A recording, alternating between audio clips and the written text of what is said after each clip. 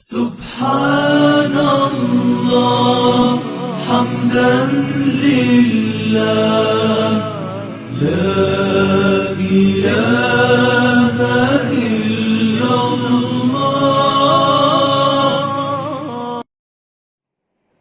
بسم اللہ الرحمن الرحیم. آپ سے ابھی 3 باتیں عرض کرنی ہیں. پہلی بات تو یہ ہے کہ اندازہ ہے کہ لاک ڈاؤن لمبا کھنچے گا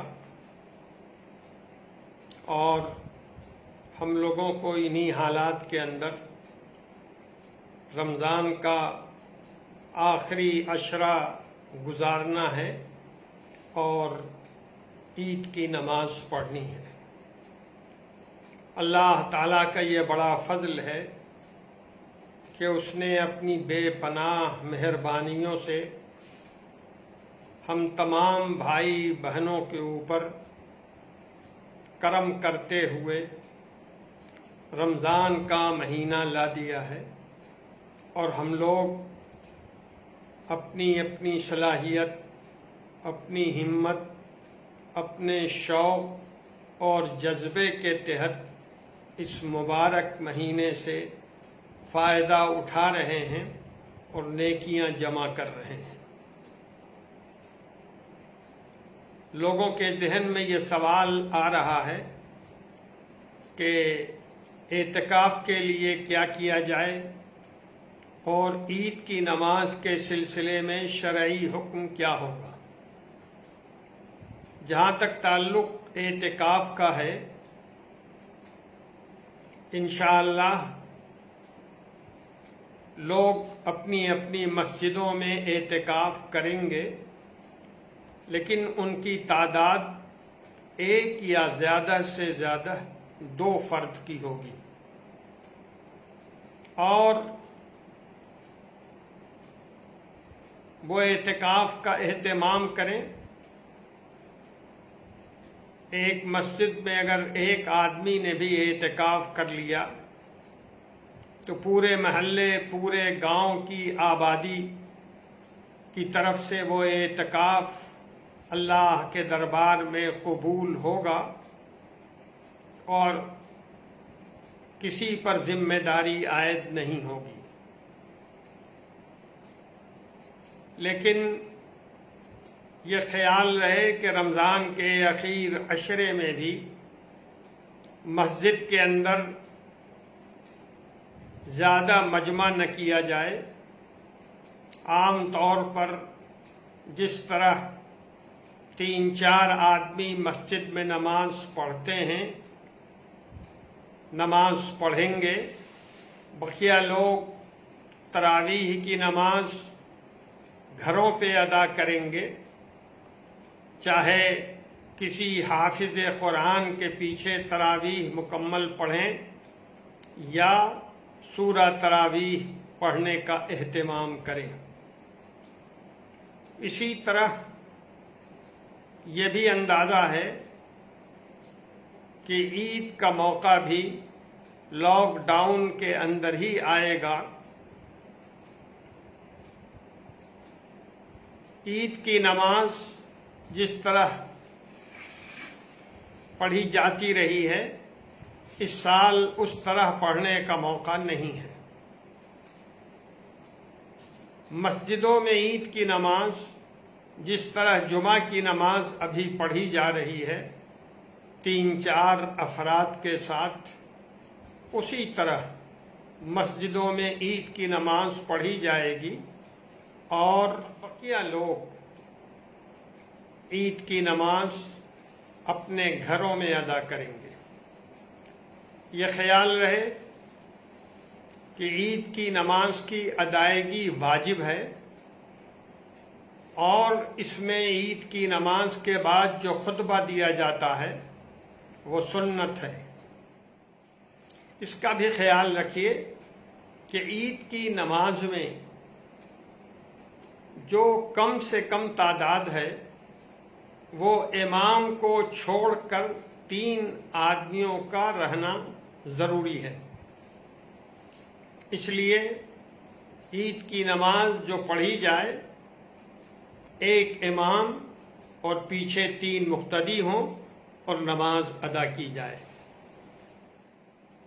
گھروں میں جو لوگ نماز ادا کریں گے عید کی، وہ 2 رکعت عید کی نماز پڑھیں گے اور 2 رکعتوں کے بعد امام صاحب خطبہ دیں گے، چاہے وہ کسی کتاب کو دیکھ کر خطبہ دیں یا کسی کاغذ پہ خطبہ لکھا ہوا ہو اس کو دیکھ کر دیں یا زبانی خطبہ دیں، انشاءاللہ وہ خطبہ معتبر ہوگا۔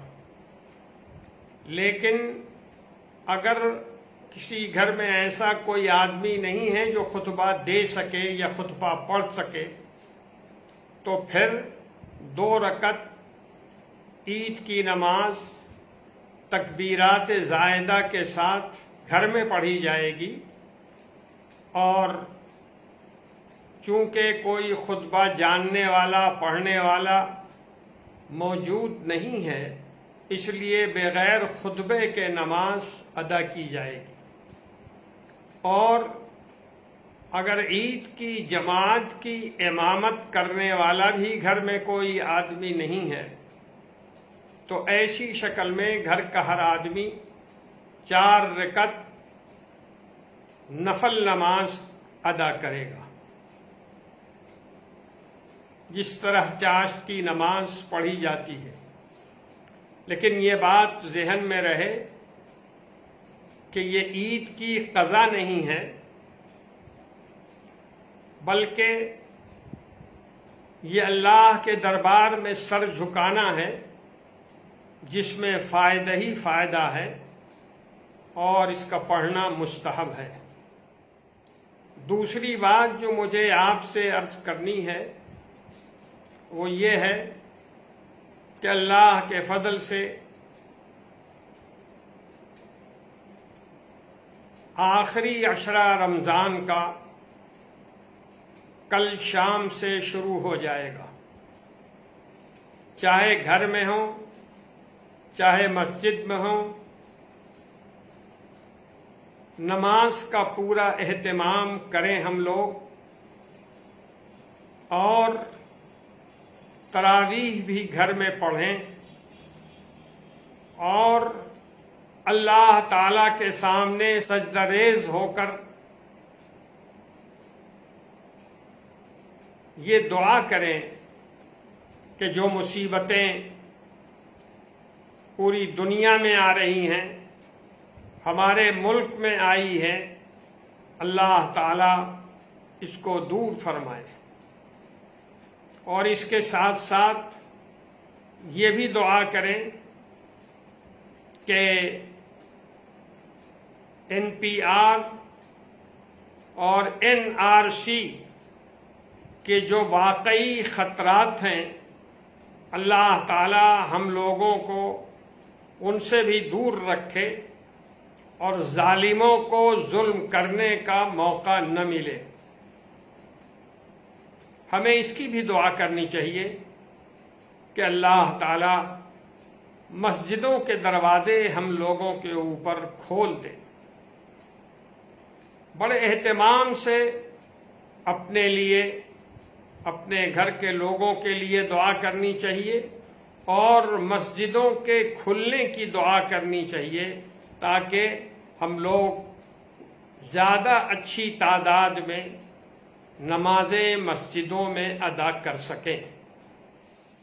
ایک بات مجھے اور کہنی ہے، یہ 18 مئی سے جو لاک ڈاؤن ہونے والا ہے، اندازہ یہ ہے کہ اس میں بازاروں، دکانوں کے کھلنے کے سلسلے میں مرکزی حکومت کچھ ہدایت دے گی اور کچھ آسانیاں ملیں گی۔ لیکن میں آپ سے عرض کرتا ہوں کہ ابھی آپ گھروں میں رہیں، میں نے تفصیل سے پہلے یہ بات عرض کی ہے کہ آپ حضرات اور خاص طریقے پر ہماری بہنیں، ہماری بیٹیاں بازاروں میں نہ جائیں، دکانوں میں نہ جائیں، گھروں میں اللہ کو یاد کریں، اپنی غلطی کی معافی مانگیں اور پرانے کپڑوں میں عید منا لیں۔ یہ بہت اہم بات ہے اور میں نے پہلے بھی آپ کی توجہ اس طرف دلائی ہے۔ ہمیں گھروں میں رہنا ہے، پرانے کپڑوں میں عید کی نماز پڑھنی ہے، اللہ کو یاد کرنا ہے رمضان کے آخری عشرے میں بہت اہتمام کے ساتھ، اور کوئی ایسی کارروائی نہیں کرنی ہے جس کے نتیجے میں ہمارے آپ کی وجہ سے بازاروں میں بھیڑ بھاڑ ہو یا مسجدوں میں عید کے شوق میں ہم پہنچ جائیں یا ہمارے نوجوان گھروں سے باہر ٹہلنا شروع کر دیں، بازاروں میں خریداری کے نام پر یہاں وہاں مجلسیں جمانے لگیں۔ اس میں پوری احتیاط برتنے کی ضرورت ہے۔ اللہ تعالی ہم سبوں کو اس آزمائش میں کامیابی دے، آمین۔ والسلام علیکم ورحمۃ اللہ۔